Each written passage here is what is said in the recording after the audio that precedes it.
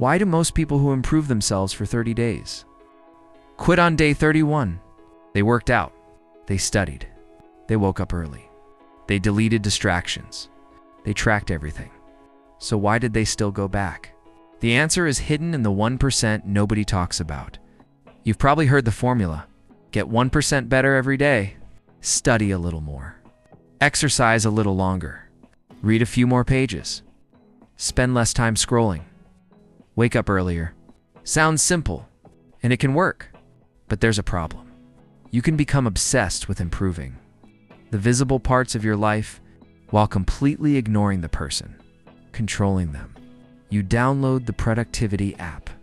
You create the perfect timetable. You make a 30-day challenge.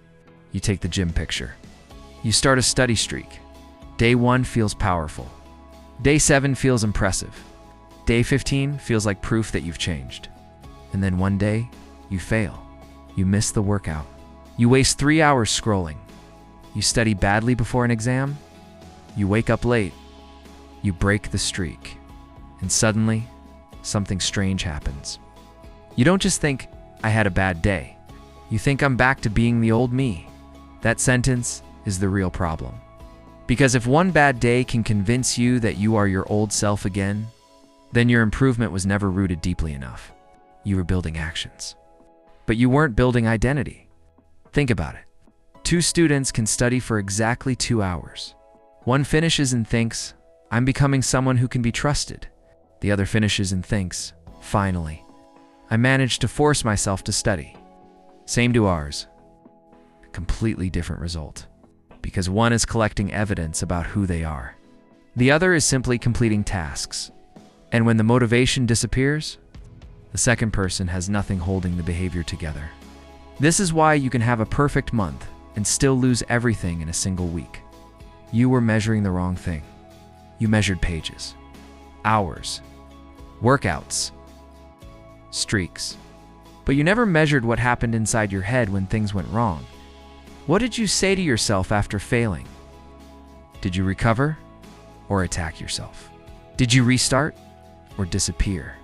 Did you learn or make the failure part of your identity? Because that invisible response is where your real 1% is hiding. And once you understand what is actually compounding every day, you'll realize why some people keep moving forward after failure, while others keep restarting their lives every Monday. And that difference begins with something much deeper than discipline. Imagine you're preparing for your final exam. You make a serious plan. 2 hours every evening. Phone away. No distractions. For 10 days, you follow it perfectly. You feel different. You start believing maybe I'm finally disciplined. Then on day 11, you're exhausted. You open your phone, 10 minutes becomes an hour. You don't study. The next morning, you feel guilty. And here's where the real 1% appears. You have 2 choices. The first voice says, I knew it. I can never stay disciplined. I always ruin everything. The second says, interesting. Something broke yesterday. What caused it? I'll fix that tonight. Same failure. 2 identities. The first person uses failure as evidence against themselves. The second uses failure as information. That difference compounds. Not because one person is magically stronger, but because every failure is teaching their brain what kind of person they are. And this is where most self-improvement advice gets it wrong. You don't become a different person simply because you repeat a behavior. You become different when your response to reality starts changing. You stop needing every day to go perfectly.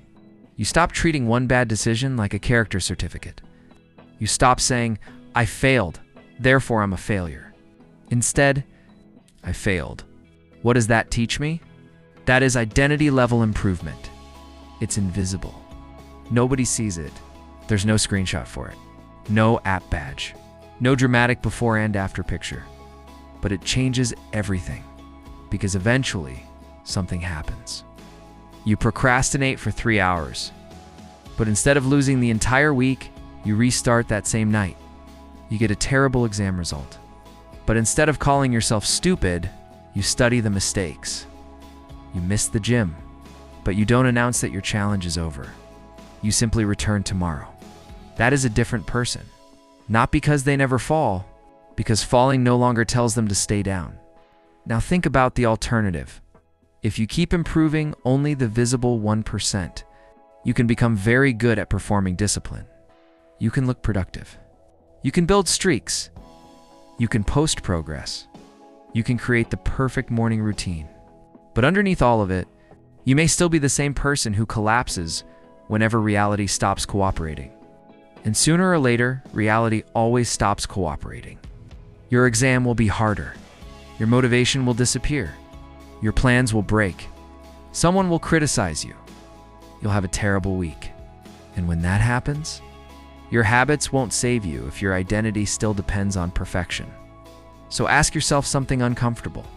If everything goes wrong tomorrow, what kind of person will you become? Will you use the failure to prove that you haven't changed? Or will you use it as proof that you know how to come back? Because that question leads directly to the answer you've been waiting for. Remember the question from the beginning? Why do people improve for 30 days and quit on day 31? Because they spent 30 days practicing the behavior, but never practiced becoming the person who survives imperfect days. That's the missing 1%. And you can start training it tonight. Not tomorrow. Tonight. Here's the shift. Stop asking, did I have a perfect day? Start asking, how did I respond when my day wasn't perfect?